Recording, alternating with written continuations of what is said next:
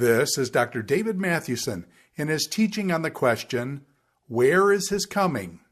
Session 4, Delay of the Parousia in the General Epistles and Revelation.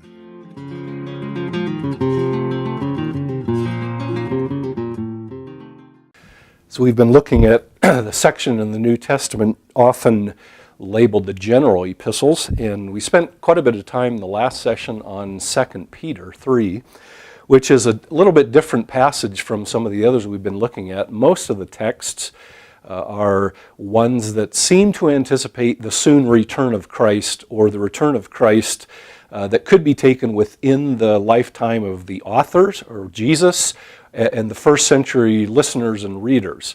But we looked at 2 Peter 3 because it addresses, instead of the issue of soonness, it addresses the issue of delay. And that is, why hasn't Christ come back? And so the problem of delay is not a modern one, but already towards the end of the first century, in the first century, the issue of delay was already causing issues. And so 2 Peter addresses a series, or addresses false teachers and a series of questions that they raised as to why Christ had not come back. Where is the promise of His coming? And we saw that 2 Peter 3 answers that by saying, number one, that God does not see delay from the same standpoint that we do. We see delay from the standpoint of our limited, finite human perspective and lifespan of roughly 60, 70, 80 years or so, where God sees time in its entirety from beginning to end. So what appears to be an intolerable delay for us is not for Him. And then we saw that God also delays to give humanity a chance to repent. So that's probably the fullest response to and theological rationale for delay in the New Testament. Now, there are a number of other texts that we could look at in the general epistles, Hebrews through 3 John, and we'll look at Revelation by itself. But we'll examine three texts in particular from the general epistles, James 5:8 and 1 Peter 4:7, and then 1 John 2:18, 17 and 18. Another text we could look at is Hebrews 10:25, and there are a handful of others, but we'll focus on those three texts. So first of all, James 5:8. James 5:8 is a call for Christians to be patient because the coming, or the Greek word is parousia, the coming of the Lord is near, or is drawing near. This text takes place, or is found within a broader context in James 5:1 through 11, of poor day laborers who are crying out for justice, and who are, because they're suffering at the hands of oppressive wealthy landowners who are withholding their wages. And when you read 5:1 through 11, it kind of sets that scene for you. And James' command to these suffering day laborers, these poor Christians, is that, first of all, they wait until the coming, or again the parousia, that Greek word parousia, of the Lord, and he reminds them that the Lord's coming is near. He uses the language of the judges standing at the door, also a spatial image, not just a temporal one, but a spatial one. That the coming is near spatially and ready to break in at any moment. And so we can once more ask, in what sense is the Lord's coming near in James chapter 5 and verse 8? In what sense is Jesus about to break into history and bring about judgment of the wealthy oppressors? Was James wrong? Was he predicting that this would happen within his lifetime, and then he was wrong? He was mistaken. I do think, although a couple have suggested, James is actually referring to the destruction of Jerusalem in 70 AD, and certainly that is a possibility, and that would alleviate the problem of James predicting the second coming or the end of the world, and it never came about. I think more likely James' language of Jesus standing at the door in the parousia language and coming as a judge refers to, again, what theologians call the second coming of Christ. So James seems to be referring to the need for the readers to wait patiently because Jesus' second coming. Again, that's not language James uses, second coming, but that is our theological terminology that distinguishes that from the first coming of Jesus at his birth and death and resurrection. But the second coming of Christ to bring about judgment, and especially in this context, the judgment of those wicked oppressors. In what sense, then, was Jesus coming near? Just very briefly, I think all we need to say, or all I want to say is probably we should read James from the same perspective that we have the other New Testament authors. That at Christ's first coming, he's already inaugurated the end times. The end has already been inaugurated with the first coming of Christ, his death and resurrection. We saw in the Gospels Jesus already inaugurated the end-time kingdom of God promised by the Old Testament prophets. And so his second coming could occur at any time to bring that period of end time to a conclusion. And so like Paul and like other New Testament authors, James and his readers live with the expectation that Christ could come back very soon. Christ could come back at any time because they're already in the end. And all they are waiting for is the wrap-up of that end when Christ comes as judge. So Christ is coming and standing at the door already, both temporally and spatially.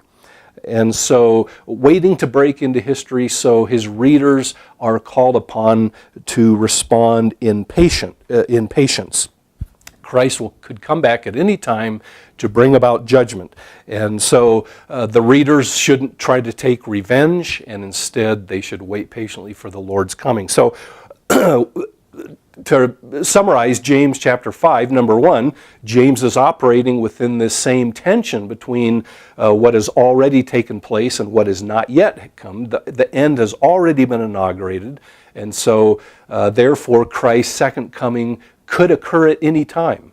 It is soon. And then second, James uses that as a motivation for godly living, not to predict the end, not to predict that Jesus is going to return in their lifetime and then he was mistaken, but James uses the soon return of Christ, the fact that Christ could come back at any time, as an ethical motivation for his readers to live holy lives and responsibly. In this case, waiting patiently, not taking revenge on their oppressors, and waiting patiently for Christ the judge to break into history and bring about justice. The next text that we want to look at just very briefly is 1 Peter 4:7, where in 1 Peter 4:7, Peter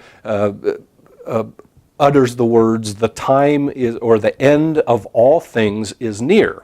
And again, that sounds at first glance, that sounds like a prediction of the end. Was Peter predicting the end and then he was mistaken? Was Peter predicting that Jesus was coming back within his lifetime and his reader's lifetime, but then he was completely mistaken?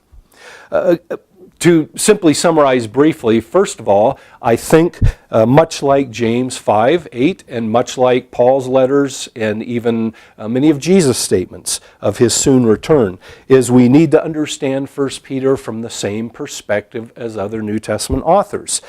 They expected the soon return of Christ. They expected that Christ could come back at any time because he had already inaugurated the end times. They were already in the end. They were already living in the last days. They already were to look at time from that compressed perspective that Paul talked about back in 1 Corinthians 7. And so from that perspective, Christ could come back at any time. They needed to see time from the fact that the end time could wrap up at any moment with the second coming of Christ. But Peter falls short of predicting when that will take place, or that it has to take place in his lifetime or in the lifetime of his readers. And then second, like James chapter 5 and Paul and other New Testament authors, Peter draws on this perspective of the soon return of Christ, the fact that Christ could come back at any time, to instill ethical urgency within his readers, not to predict the end, not to predict that Christ indeed will come back in their lifetime, and then Peter was mistaken, but instead his readers have no other option but to remain alert at all times. If they don't know when Christ is coming back, if Christ could come back at any moment, then they have no other option but to remain alert and to remain vigilant, and by living godly and holy lives in the context in which they find themselves.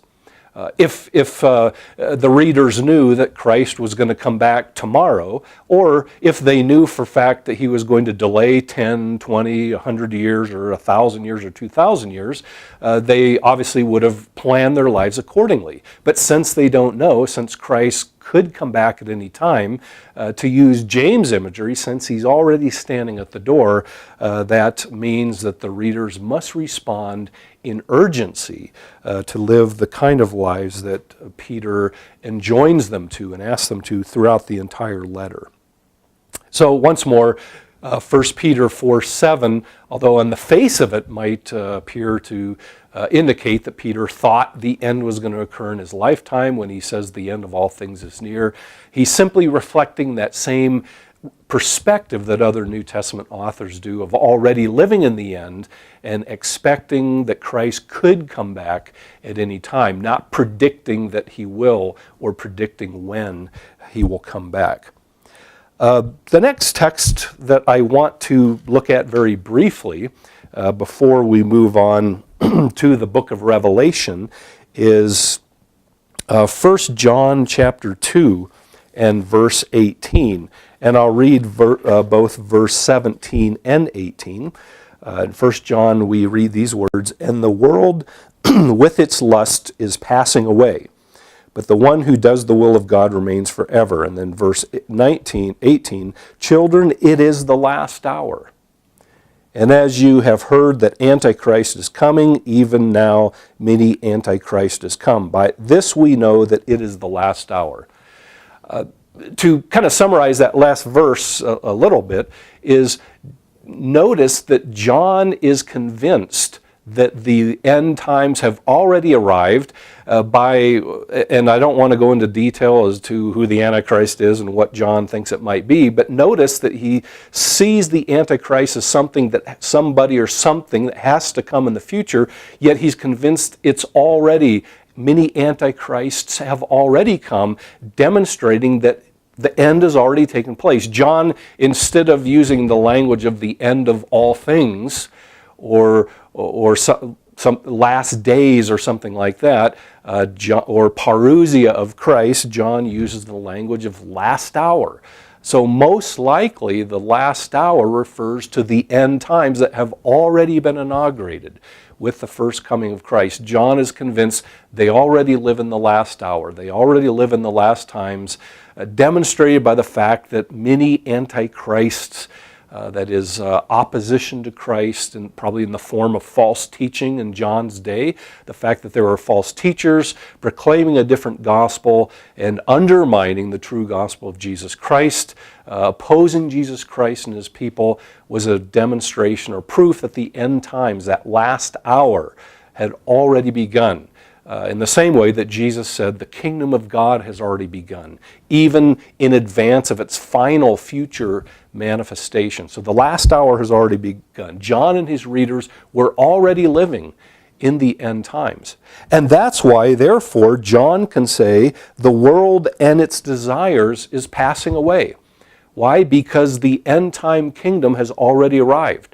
The end times, where again in the Old Testament, the end times meant the dissolution of this order, the destruction of this order, and Christ's enemies would take place to make way for a new creation. And so now John sees that process is already happening because the last hour has arrived, that end time predicted by the Old Testament prophets. Because the last hour is already here, that must mean that this present world, full of evil and deception and sin, is now in the process of passing away. You'll notice John does not say how long this will take place. By saying we're in the last hour, he does not indicate how close the end, the final end is. He does not predict when Christ is going to come back. He does not predict how long that last hour is going to continue. All that he knows is that because of the first coming of Christ, with Christ's first coming, his death, and his resurrection, that last hour, that those end times, the end of all things, has already arrived. And all that he awaits for is the not yet part of that, the second coming of Christ to bring history to its conclusion. And notice once more, like other New Testament authors, John uses this perspective for ethical urgency. If you read the surrounding verses, he's calling on his readers to respond appropriately, to avoid deception, to avoid the false teachers, to live holy lives. You read the rest of the whole book of 1 John. He asks them to love one another and to follow Jesus' commandments and things like that. So John is not interested in predicting the end. John is not a modern-day prophecy guru reading the signs and predicting how close the end is and when Jesus is going to return. But instead, John uses this perspective of the soon return of Christ and the fact that they're already in the end, the last hour, which means that this present world must be passing away. He uses that for them to avoid the desires of this world and those things that the world values. So once more, nothing in the general epistles, and there's other texts we could have looked at. I've simply focused on three that I think are representative of the kind of perspective. I think it's this kind of explanation in these three texts that explain others as well. But nothing in these passages support a failed prediction, I don't think, that John or James or the author of Hebrews or Peter are predicting an end that never came, and therefore they were mistaken, they were wrong, and they had to adjust their perspective or something like that. But instead, all of them are looking at time and their present day from the perspective of inaugurated eschatology. That is, the end times have already been inaugurated. They're already in the end. They're already in the last hour. This present world is already passing away. And that should shape their perspective ethically and morally. That should give them urgency in how they live their lives. Because they're already in the end, Christ could come back at any moment. Not that he has to. The authors don't predict he will. And then they were wrong. But Christ could come back at any time. And that perspective must dictate how the biblical authors and their readers look at the world and how they respond and how they live their lives. So we've looked at the Gospels, and we've seen that nothing that Jesus says would, in my view, support the opinion that Jesus thought that the end-time kingdom would arrive within his lifetime, and then he was mistaken, he was wrong. We saw that a number of texts, Jesus probably wasn't referring to the end-time kingdom, but was referring to the inauguration of the kingdom. But even when he does refer to his soon return in the end-time kingdom, that's just because since the end had already been inaugurated, the end times had already been inaugurated with Jesus' ministry. Since the end-time kingdom was already a present reality, its wrap-up could occur at any time. And so Jesus could promise that he was coming soon without predicting when he would return. We saw with Acts and Paul's writings the same perspective. There was nothing in those texts that would support that Paul predicted the end and therefore was mistaken. But like Jesus, he saw time as from a different perspective. The end times had already been inaugurated. He was already living in the end, so Christ could come back at any time to wrap that up. And he saw time as now compressed and shortened so that there's an urgency to live life responsibly. But we also saw that even more so than in a couple of texts, such as the book of Acts, the entire plan of Acts, but also 2 Thessalonians, that the New Testament was indicating that there could be some delay. The New Testament made provision for delay so that it is unlikely that the New Testament authors were predicting that Christ was going to come back immediately, and therefore they were mistaken. And then we saw in the general epistles that that exact same perspective, that James and Peter and John thought they were already and knew that they were already living in the end times. The end had already been inaugurated. Therefore, they also lived with that expectation of the soon return of Christ. Jesus could come back at any moment. And therefore, there was an ethical urgency. They had to order their lives appropriately in light of that perspective, since they simply did not know when Christ would return. That brings us then to the book of Revelation. Now, Revelation is a book often known as a book about eschatology and end time stuff. I think it's certainly more than that. But Revelation does deal with the wrap-up of God's redemptive plan for all creation, for all humanity. So it should play a role in our discussion. And I think when you look at it, indeed it does.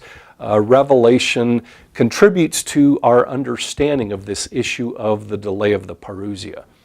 And so I want to take a little bit of time exploring the book of Revelation in the rest of this lecture and then finish it up in the next one. But before we do, it's important to understand what kind of book Revelation is. It's different than the other books we've looked at. Revelation belongs to a unique type of literature that we really don't have close parallels today. Revelation is known as an apocalypse. By that we mean not merely end of the world, decimation of civilization and things like that, but an apocalypse was a kind of literature. It recorded John's vision. John had a vision of heaven. He had a vision of the future. He had a vision of his own present day. But that vision is communicated in highly symbolic language. So when you read the book of Revelation, you find that it's full of locusts with human heads and the tail of a scorpion, kind of half human and half animal, insect-like, kind of bizarre. A book full of seven-headed dragons and things like that. What is going on? Well, John is referring to actual events in his own day and in the future, but he casts them or he refers to them through this vision. He refers to them with highly symbolic language. For example, I'm convinced that John and the first readers would have understood the beasts in Revelation 13, for example, as referring to the Roman Empire, the emperor and the Roman Empire, and those who were keen to promote a worship of the emperor. And John's trying to get his readers to avoid that, and one of the ways he does that is by portraying Rome in its true colors. Rome is actually a hideous seven-headed beast that is meant to harm you. That is opposed to everything that God is trying to do in His people and in His world. And so the readers should perhaps sit back and think again about whether they want to support Rome and throw in their lot with showing allegiance and obedience to the Roman Empire. So that's kind of how Revelation works. It's a vision in highly symbolic language. So when we look at what Revelation says about the end and the coming of Christ, it's important to realize what kind of book we're dealing with. It's also a prophecy. By calling Revelation a prophecy, we don't mean that it just predicts the end. It's not like John's looking into a crystal ball and he sees the 21st century, and then he goes back and tries to explain it the best he can to his readers. A lot of Old Testament scholars like to distinguish between prophecy as foretelling and forthtelling. Foretelling is predicting the future, but forthtelling is simply announcing or proclaiming a message immediately to the audience who is reading this, who is listening to this. And most scholars are convinced that prophecy in the Old Testament and New Testament contains far, far more forthtelling. That is, it's not so much concerned to predict the future, as much as it is to call God's people in the present to faithfulness and renewed covenant faithfulness with God through obedience. And so when we look at Revelation as a prophecy, we're more interested not so much in whether it's predicting the future, and Revelation does, especially when you get to the last few chapters of the book. John is, at the very end of history, the second coming of Christ, I think. But even then, the purpose of that is not just to give us a detailed timeline of what the end times is going to look like and to satisfy our curiosity for when Christ is going to come back and what will happen and what that will look like. But even then, John is still engaged in forthtelling. He is communicating a message to his readers. He is calling them to faithfulness to Jesus Christ, even when he does refer to the future. I'm convinced, too, that John and his readers would have understood what was going on in this book. This is very important because Revelation is not just referring to events that all of a sudden we can figure that out, and John and his readers had no idea what was going on. I just recently had someone tell me, well, the book of Revelation was written to confuse its original readers, and now we understand it. And I basically said, actually, just the opposite is true. If anyone is confused about the book, it's us. Not because it's a confusing book, but because it was meant to be understood by the first readers. In chapter 1 and verse 3, John calls on his readers to basically pronounces a blessing for those who read it and keep it, the whole book. And my response is, how could John expect his readers to keep and obey? By keeping it, he means to obey it. How could John expect his readers to obey a book they had no idea what it was about? That would be deceptive and counter to what John was trying to do at the least. And then at the end of the book, in chapter 22 and verse 10, John's told not to seal the book up, because the time is at hand. To seal a book up meant to hide its contents for a later date. But John's told just the opposite. Don't seal it up. So this is a book that is relevant to the readers. This is a book that they could understand in the first century. This is a book comprehensible to the first century readers. And it was meant to communicate a message that would help them to understand what was going on in the first century, living life in the Roman Empire, and how they should respond to it. It is meant to help them make sense of their world. So from that perspective, what does it say about the issue of the soon return of Christ and the possibility of delay? Well, we find a number of statements, interestingly, in the very beginning of the book and at the very end of the book that I want to spend just a little bit of time looking at. In chapter 1, in the very introduction of the book, you I think, find a number of signals or clues as to how John wants the book to be received and read by his first readers, but obviously in the 21st century and its readers as well. In Revelation chapter 1, verse 1, we read, "The revelation of Jesus Christ that God gave him to show his servants what must soon take place." And then verse 3 that we just referred to, "Blessed is the one who reads aloud the words of the prophecy, and blessed are those who hear the words of this prophecy and keep what is written in it, because the time is near." So these statements probably refer to the entire book, not just one or two sections, but the entire book of Revelation, which includes references in the end, towards the end of the book, especially chapters 19 through 22, references to events that will take place at the end of history, at the second coming of Christ, I think. And so we can ask the question, in what sense are the contents of Revelation near? In what sense are they going to take place soon? And then if you go to the very end of the book, in chapter 22, after the vision of the new creation and the new Jerusalem, we find more kind of final instructions on reading the book and responding to the book after the vision that John has. In chapter 22, And verse 7, Jesus himself begins to speak in the end of the book, and he says, "Look, I am coming soon. Blessed is the one who keeps the words of the prophecy of this book," which is kind of what we read in chapter 1. So Jesus, "Look, I am coming soon." Then verse 12, he repeats himself, "Look, I am coming soon, and my reward is with me." And then finally, at the very end of the book in verse 20, Jesus speaks once again. John introduces him by saying, "He who testifies about these things says, 'Yes, I am coming soon.'" So 3 times at the end of the book, Jesus promises that he is coming soon.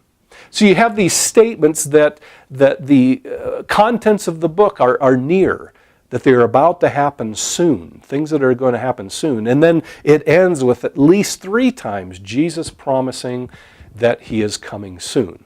So certainly, John thought the end was going to happen, the end of the world and the coming of Christ would happen within his lifetime, within the first century, but 2,000 years later, here we still are. So obviously John was mistaken. John himself and presumably his readers passed from the scene within the next century, and John was mistaken.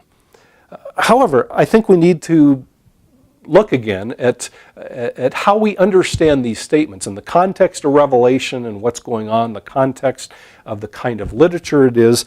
How should we understand these statements about the soonness and nearness of these events and the promises of the soon return of Christ? One way to look at it would be with a similar explanation to some of the other soonness text or texts that seem to promise the soon return of Christ in the rest of the New Testament, and that is that John is actually referring to the destruction of Jerusalem in 70 AD. Now, this isn't entirely possible. I think it is accurate to see much of Revelation, again, not predicting some far-off future way in the distant horizon, beyond the horizon of the first century readers, like the 20th, 21st century or later, but that the book is relevant and is referring to events already taking place within the lifetime of the readers. Now, obviously, to take this as a reference to events in 70 AD has 2 issues with it. Number one, it assumes that Revelation was written quite early, during the reign of Nero sometime in the 60s, because it would have had to have been written before Jerusalem was destroyed in 70 AD. So it assumes an earlier date to Revelation.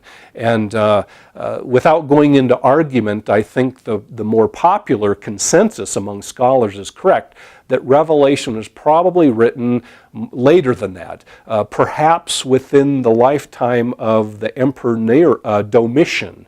That is, towards the end of the first century, 95 to 96 AD is the most common solution. So most likely Revelation was written after the destruction of Jerusalem in 70 AD. And so it's unlikely, if that's the case, that John is, in saying "I'm coming soon," is referring to the destruction of Jerusalem in AD 70. The other thing is, when you look at chapters 19 through 22 and a couple of other places in Revelation, they seem to me more naturally to describe the second coming of Christ, not his coming and judgment on Jerusalem. So I'm not convinced that the view that Revelations, all of these texts that refer to nearness and soonness, are referring to the destruction of Jerusalem in 70 AD.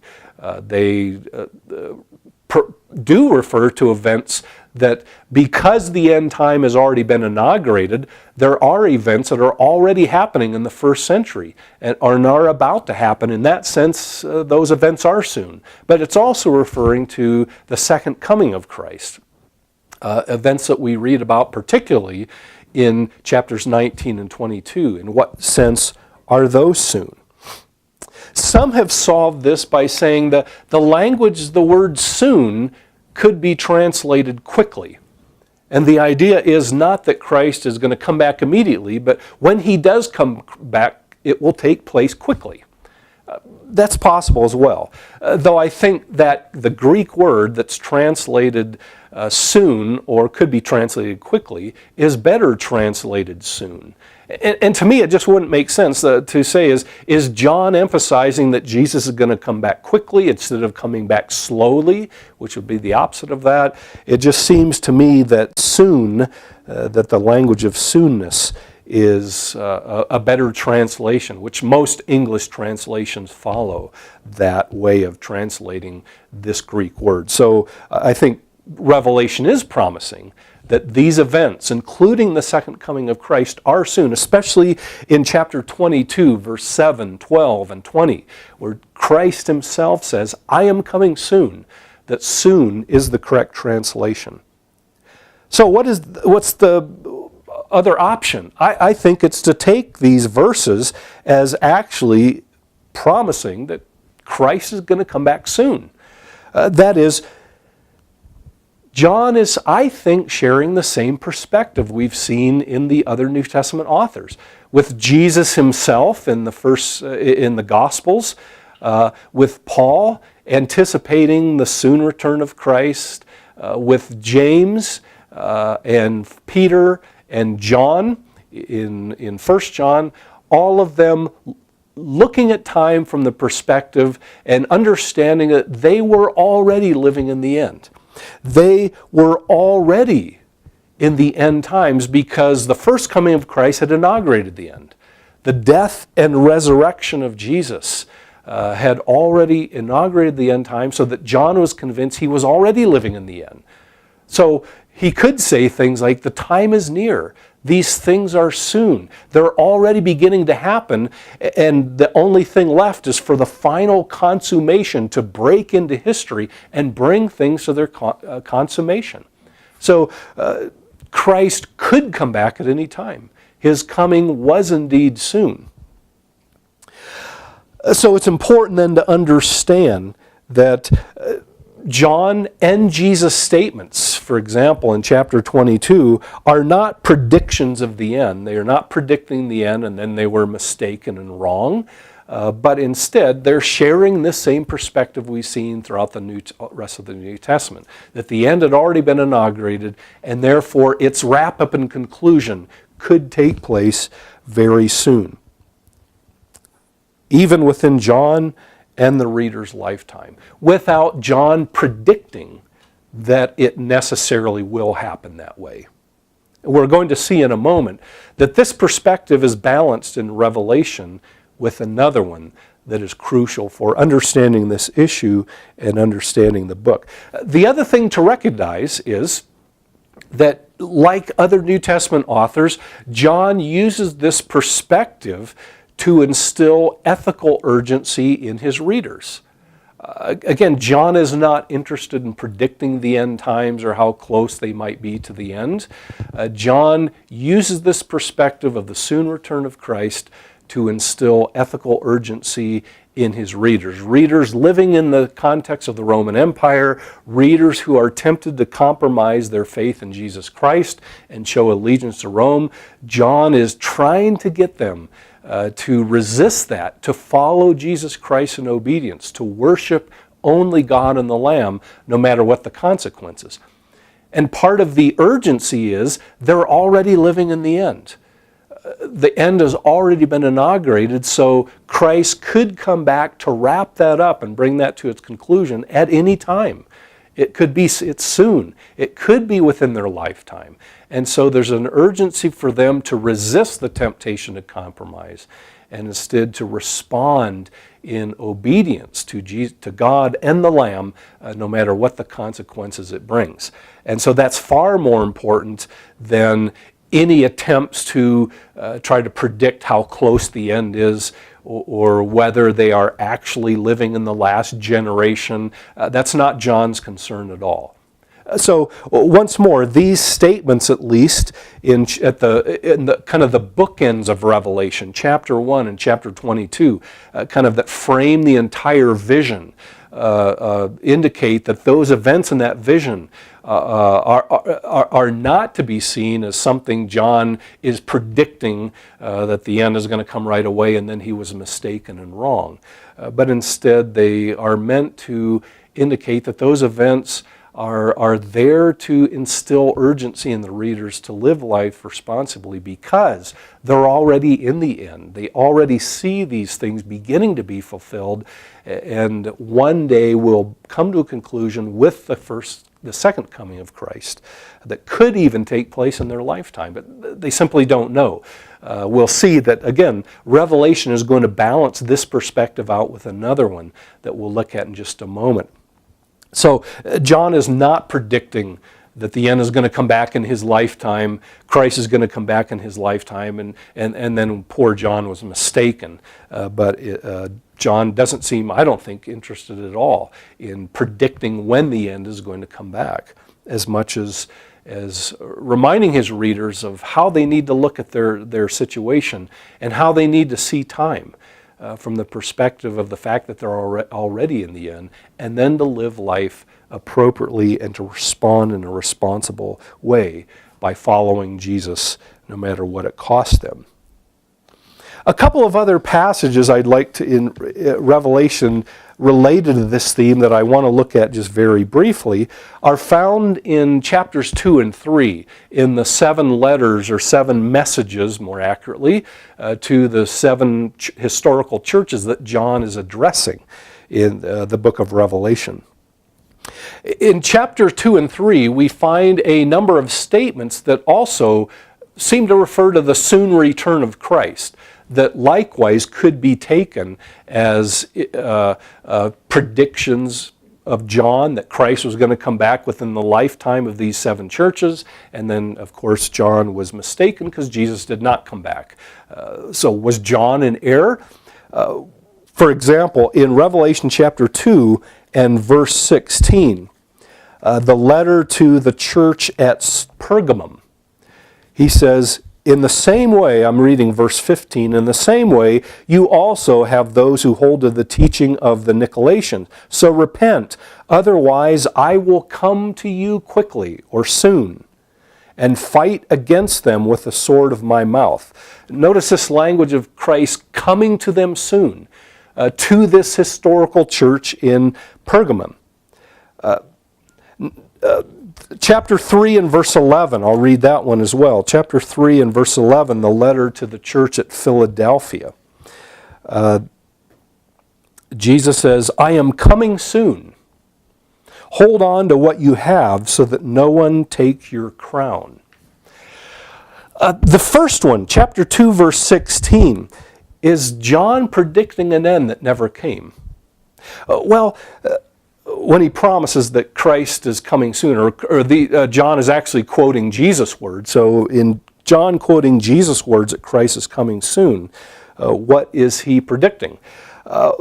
There's a couple of options for understanding both of these verses. Number one is that both of these verses may refer to Christ coming to the church in judgment in history.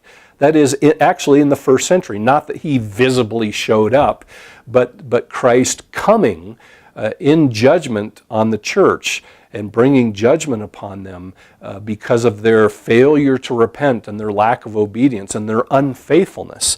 That especially seems to fit chapter 2 and verse 16. When he tells them to repent because he's going to come and fight against the Nicolaitans. Whoever they are, probably a group that is tempting the church to compromise with Rome and saying, well, you can be faithful to Jesus Christ and faithful to the Roman Empire at the same time. And now Jesus promises to come in judgment with this sword that comes out of his mouth. So it's possible that chapter 2, verse 16 is indeed referring to Christ coming to the church historically and bringing judgment upon them because of their failure to take a stand against Rome and just refuse to compromise and to follow Jesus Christ alone and to listen to the Nicolaitans, this group that is promoting compromise.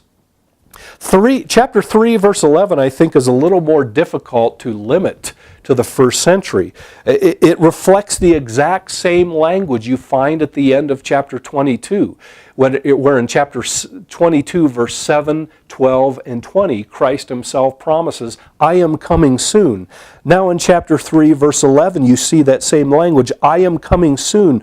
Hold on to what you have so that no one takes your crown. Probably a reference to the end time reward that God will bring to his people.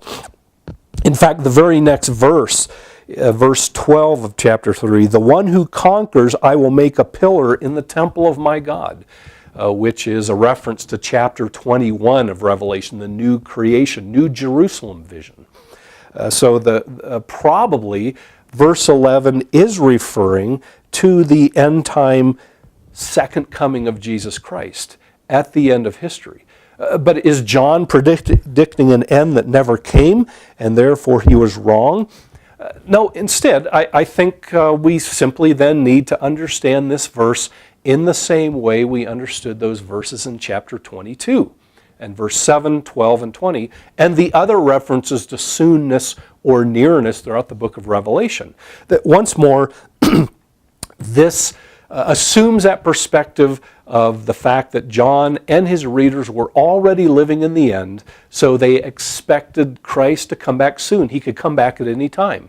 Not that John is saying he necessarily will. John is not predicting that Christ will come back in their lifetime, but reflecting the fact that he certainly could at any moment and come back soon because they are already living in the time of the end. And once more, both of these texts, no matter how we take them, whether they're referring to Christ coming in the first century in judgment or coming at the end of history in his second coming, which I think at least chapter 3, verse 11 should be taken that way. Whatever the issue is, we also have to realize both of these are in the context of ethical exhortation. Again, John is not trying to predict for his readers how close they are to the end. He's not interested in predicting when Christ is going to come back. But once more, he's trying to get these churches to refuse to compromise with Rome and to follow Christ and the Lamb in obedience, no matter what the consequences it might bring. One other verse we could look at is chapter 2 and verse 25. Where the language is a little bit different, but now in the letter to the church at Thyatira, he says, only hold on to what you have until I come. If you back up and read verse 24, John, recording Jesus' words of them, says, I say to the rest of you in Thyatira, who do not hold to this teaching, who haven't known the so-called secrets of Satan. Again, the teaching is probably that they can compromise with Rome. They can obey Rome and still maintain their faithfulness to Jesus Christ. And now John singles out some in Thyatira that have not given into that. And now he tells them in verse 25, hold on to what you have until I come. Now, is that a reference again to the second coming of Christ? Is that a reference to Christ coming in judgment in the first century upon Thyatira and those who are unfaithful? Again, either of those I think is preferable to taking this as a failed prediction. But if it is referring to the second coming of Christ, then once more I think we need to take it in terms of the same perspective as the other text that promised the soon return of Christ to his church, and that is Jesus could come back at any time. Since they're already living in the end times, there is an expectation of the soon return of Christ. Christ could come back at any time to bring to an end history and bring judgment, but bring reward to his people who are faithful. So in conclusion, with these texts on Revelation, I think we can see that John does live with the expectation that Christ could come back at any time. John does live with the expectation of the soon return of Christ because he's already living in the end. The end has already been inaugurated. God's people are already a kingdom of priests. in advance of the day when they will be his kingdom of priests in the new creation in Revelation 21 and 22. The end has already arrived. Christ is already ruling as king in advance of that final day. So they're already living in the end, and they simply await the coming of Christ to bring history to its consummation and to bring the not yet, the final judgment and salvation that they're expecting. And from that perspective then, John can say Christ's coming is soon. He could come back at any time. And they need to live in that perspective. They need to be prepared for that by living faithfully, by following Jesus Christ and maintaining their faithful witness for the person of Jesus Christ and refusing to compromise with Rome. John is not interested in predicting the end. John is not interested in like some of our modern day prophecy preachers, predicting when Christ will come back or how near his coming is or how soon he'll come back, but simply that Christ will come back and that they're already living in the end and Christ could come back at any time, and that should motivate God's people to refuse to compromise with the world and its evil system and instead to maintain their faithfulness to Jesus Christ no matter what the consequences it might bring.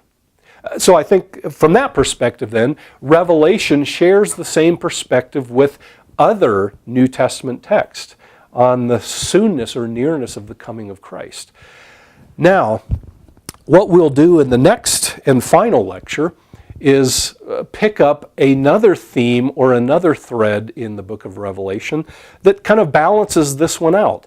If we've looked at a number of texts that indicate the soonness or nearness of Christ coming and these events in Revelation, there are a number of other texts that seem to emphasize the possibility of delay, that balance out the emphasis on imminence. So we're going to see both imminence, but also delay. We've seen the theme of delay in other New Testament texts like 2 Peter, a little bit in 2 Thessalonians, even one of Jesus' parables, the parable of the 10 maidens back in Matthew 25. But Revelation is going to emphasize even more the possibility of delay that makes it even further unlikely that John is predicting an end and then was mistaken. And then we'll wrap up our discussion with just making a few brief comments on some theological and pastoral implications of the delay of the Parousia in some of the New Testament texts that we've looked at.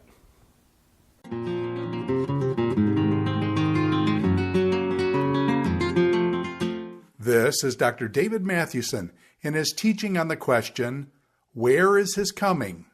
Session 4, Delay of the Parousia in the General Epistles and Revelation.